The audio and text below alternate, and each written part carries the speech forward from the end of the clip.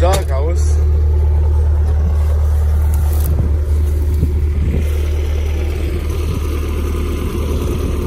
It's right to there. I moved it from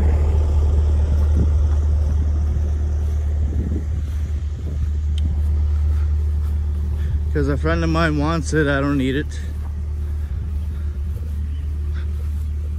So why not use a Bobcat, right? Could have pulled it out too with a four-wheeler or something, but it's just as easy with the Bobcat with forks on the bucket.